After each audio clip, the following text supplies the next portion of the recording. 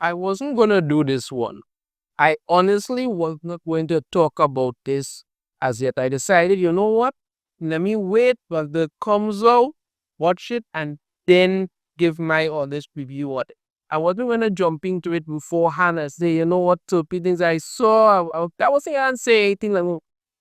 But then my good friends over at the Mary Sue decided to say something, and I say, you know what? Nah, let me throw my 2 cents in here in regards to your friendly neighborhood Spider-Man.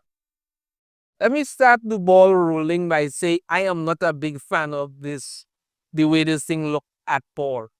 I am not. I find the animation style I checked from the very beginning when there were first teasers about it. Does not look good at all. It looked terrible in fact.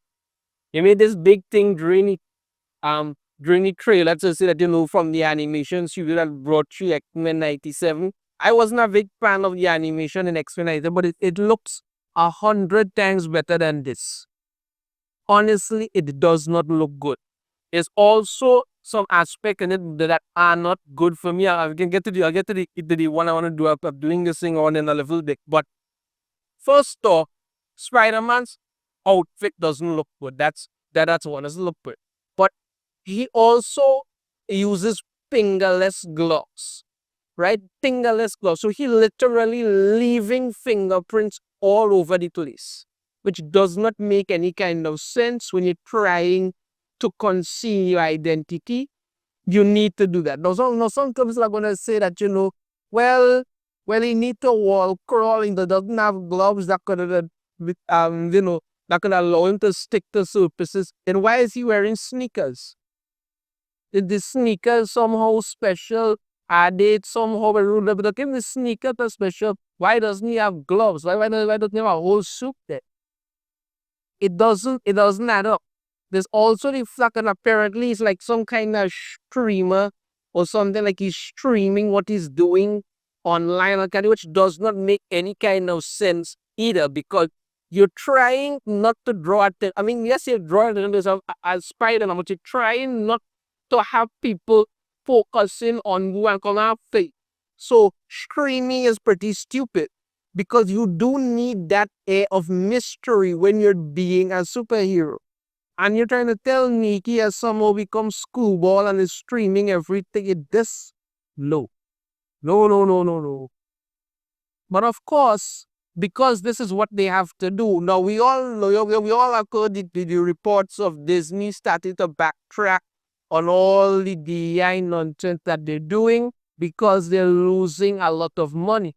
Now, keep in mind, this series was actually made before they decided to do that. So a lot of the elements in there is what it is Disney was betting heavily on, and I still maintain, not for a second think Disney is done with that. That company infiltrated by activists, and they are perfectly prepared to die on that war kill. So that many a time before. But the fact of it is that a lot of their element in it are what they were doing before. And one thing to note is that they have race swapped Norman Osborn and his son Harry Osborn. Getting to some of the info here. This is from Cosmic Book News. Marvel introduces Black Norman Osborn and Harry Osborn. So you went out to your way to race swap Norman Osborn, who is eventually going to become the Green Goblin. Why, I'm not sure. But that's what you were doing. You understand? A lot of the other characters in it don't look all that good, to be honest with you. They really do. But let me get to the talk about how, they're doing it when Norman was born and going is supposed to become the mentor to Peter Parker, unlike Tony Stark, what they did in the MC. And I'm sorry, I never liked that aspect in the MC with the post Spider-Man movie where have, but when we hold with Spider-Man where Tony Stark kind of like his mentor, no, I never really dig that aspect about. Plus the fact that, the MCU Spider-Man does not have Uncle Ben, which is a big red flag for me. That's how you learn, with great power comes with responsibility. The fact is that Spider-Man having not not having a mentor meant that he had to learn certain lessons and things on his own. And by taking that aspect away, you kind of stunted the character, in my opinion. But that's neither here nor there. What they've done otherwise. They, one thing I want to get to here, very careful, is this. This is what I want to talk about because this is Harry Osborn. I am telling you the God's honest truth. When I first saw this person in that trailer, I thought this was a woman. Honestly, I thought this was a woman because the person looks feminine, acts feminine, was running kind of feminist, everything about it. I thought this was a woman. Because you trying to tell me that this is supposed to be Harry Osborn, raised for Harry Osborn, and made him look as feminine as possible? Come on now, man. Why? For some, why even race swap anybody at all? But this is what they do now. This is what they get in them because this is actually when I first saw it, I swear this was a woman. I was like, is that a woman? And I came with and then I was like, oh, wait, like, that's what Harry was. What a god. You know, that's what they were doing.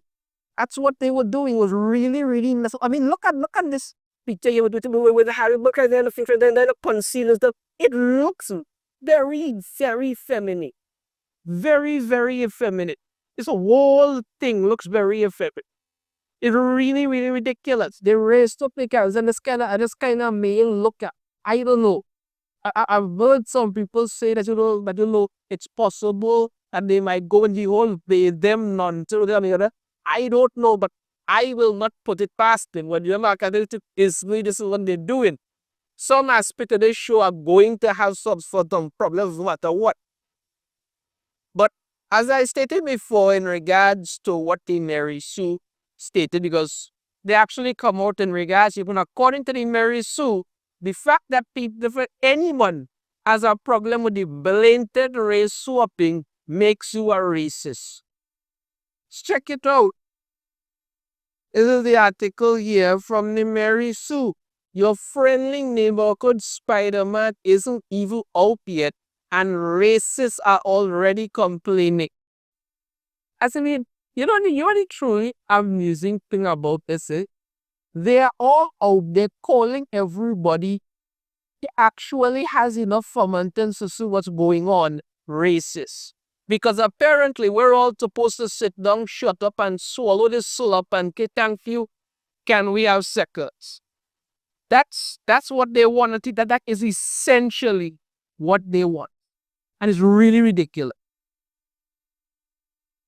A new Spider-Man animated series is swinging in right about and go love you. The friendly neighborhood Spider-Man will present Peter Parker, voiced by Hunsu Taves, as a high school era Spidey contending with villains and providers also from school. It's like the original Tom Holland Spider-Man movies, except with an intriguing twist. You see, the minute people start to mention the Tom Holland Spider-Man movie, it literally already tells me that these people have no knowledge of Spider-Man beyond the MC. Honestly, it tells me that because while I have no problem with Tom Holland as Spider-Man, you understand, he played the character, okay, no problem with that, no problem with him that. But a lot of people tend to reference that as their whole thing when it comes to Spider-Man. It reminds me of a time somebody was really calling with me in comments and saying that the comments I am making about what this is we do with Superman, we're gonna catch it, and then only we can find out that that person's entire reference was based around the Man of Steel movie. That was all that they knew about Superman. So when I see things like that, it does tell me realize, this is what this is. This is when people draw their reference from. Now Norman Osborn, voiced by Coleman Domingo, is Spider-Man's mentor, not Tony Stark. I talked about that whole mentor thing earlier, but let's come to more. Norman Osborn, aka the Green Goblin, is consistently one of the most popular villains in the Spider-Man Nichols. Did kill Gwen Stacy, yeah. But now a whole lot of people who claim to be Spider-Man fans are throwing their toys out of the pram simply because this version of Norman is one of a great many is black. Okay, first off, I actually am a fan of Spider-Man. I don't have Spider-Man toys, but I actually am a fan of Spider-Man. And I'm not going to claim that I am, the biggest Spider-Man fan in the world and I have this large collection of Spider-Man comics. No. Because like I said, I live in Trinidad and Tobago. We didn't have comic shops, so I couldn't go down to the corner and buy that. No. What little I got, I got. But there are a lot of people who are, I mean, if you want to talk a big Spider-Man fan, you could talk Yellow Flash too. He has almost all of Spider-Man's comics. That's how really big a fan he is. So, he could speak to that. But again, as I say, I am a fan of Spider-Man, but I don't have every Spider-Man comic. I don't know everything about the character, but I do know enough. Continue on here. Yep, the same people who show up to comment woke and DI on everything are now commenting on your friendly neighborhood Spider-Man trailer with, well, woke and DI. If you see woke and DI and you smell woke and DI, it's probably woke and DI. It's just say it. Not only is Norman black, but his son Harry, voiced by Zeno Robertson, is as well. And people who probably don't even care all that much about the characters are completely furious. It's seriously trying to tell me people shouldn't care about this? Like really? Nobody should care about this? Really? Okay. All right. Some are saying that changing Norman and Harry to black contributes ginger erasure, a so-called problem that is 100% made up. Really? This is made up. All these characters here switched, who are white and redhead, switched. Well, except for Miss Martian, she's green, but all right, switched the different characters, either black or Latinos or Latinos or something like that. Understand me? All of this. But no, that whole ginger swapping thing is 100% made up. Yeah, this is all made up.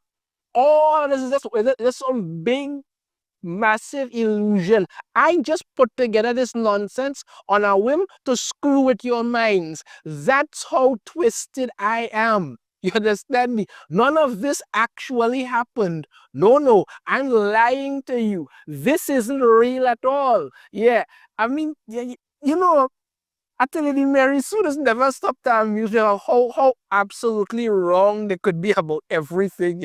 But whatever. Getting real tired of all the racist race swapping going on in comics. This is yet another historically ginger character replaced with a black one. It's so tired at this point, said one person. Even though the Osborn's hair color fluctuates from comic to comic and adaptation to adaptation, it's pretty much established that the Osborns are white and that they are redheads with like waves in it. That's pretty much established.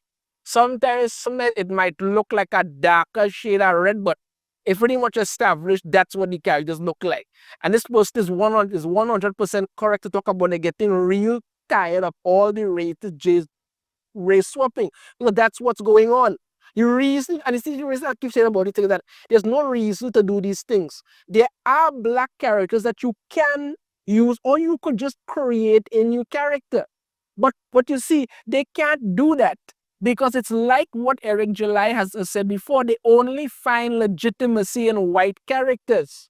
Once they can just race swap a character, like a traditionally white character, turn that person black, and then throw out the word racist, they feel good about it. But everybody is seeing through this nonsense now. And of course, Mary Sue didn't stuck there.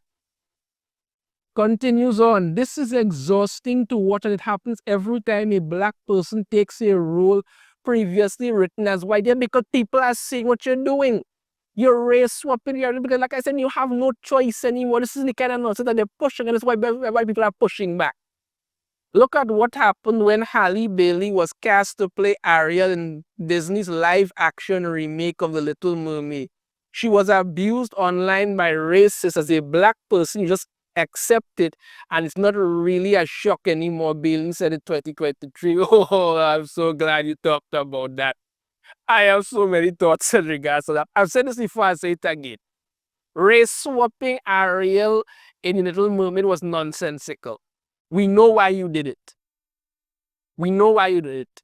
I did not see any online racist abuse or anything like that. I saw quite a few people saying, this is not Ariel. This is just more Hollywood race swapping nonsense. That's saying that does not make you a racist. That just makes you telling the truth. Again, as I said before, all the money that they spent on this movie, on the race swap Little Mermaid movie, which still lost them money, by the way. And their entire marketing budget was to go out and call everybody racist. They could have used that to create an original Disney princess movie and cast Halle Bailey as it. Or, like I said before, they could have done an animated movie, had Halle Bailey voice the character, and then wait 2 years and do a live action with it with Halle Bailey in it. But no, you decided let's race swap Ariel and call everybody racist. Or how did that work out for them? They lost hundreds of millions of dollars. But that itself speaks to something very wrong with our current culture. And to make things even worse, it's not even just when a black actor plays a white role. Black people have been attacked for simply daring to be visible in popular franchises. No, they haven't. But listen to this nonsense. Moses Ingram was subject to racist abuse when she played the villain in Obi-Wan Kenobi back in 2022. To the point where Disney had to release a statement supporting her. Now, I've said this before, I'm going to say it again. I have never seen any of these so-called online racist attacks directed at Moses Ingram. None. I have seen a few people talking about how bad her character was, and some of the stuff that they said were not very good, but nothing racist there. Somebody contacted me and they told me that, oh, they were there seeing all these racist things, and I don't know what I'm talking about. I said, well, okay, show me these racist posts, because when the person said that, they had the response. I said, well, okay, show it to me. I'm still waiting. I never saw any. The reason people did not like Moses Ingram's character revived because it's a horrible character. They didn't even know what to do with that character. Nobody was attacking her race. People were talking about what a terrible character she was. That was it. But of course, they couldn't let that go. Spider-Man promotes a message of unity. The cast of the comic book has grown over the years to include more diverse characters, and this isn't even the first time an animated adaptation has changed the race of an important character. The Spectacular Spider-Man, which debuted in 2008, changed Liz Allen from a white blonde into a Latina. If I'm not mistaken, isn't that the one? Yeah, I remember that they did change her. Yes, I did change her. They did change her, yeah. It was like kind of minor character, but she did change her. Yeah, but I mean, people weren't exactly up in arms about that. Yes, in regards to it, but when you change characters that have major influence like the Osborns and and make them black, because we know the agenda that you're pushing, of course, people are going to speak out against it.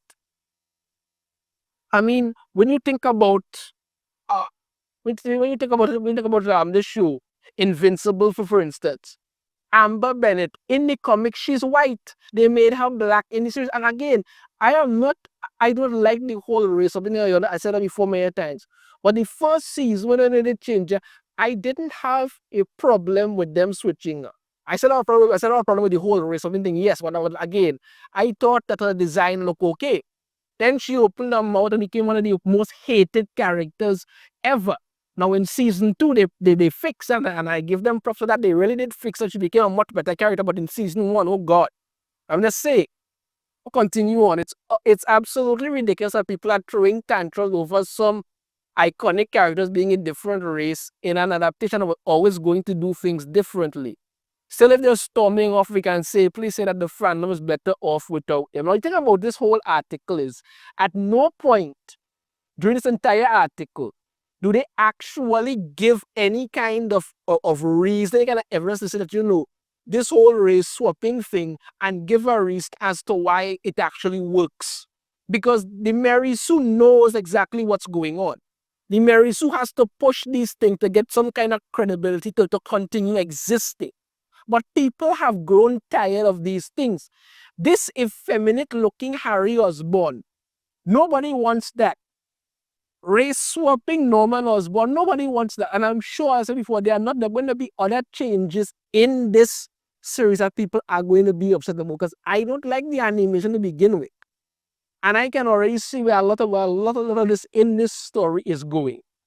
We shall wait and see. But again, the Mary Sue makes a fool of themselves yet again, trying to defend something that they themselves know is ridiculous. They did the race swapping, and nobody wants a feminine Harry Osborn. Nobody. Let me know your thoughts on this in the comment. If you have a different opinion, I'd love to hear it. If you like it, be sure to hit that thumbs up.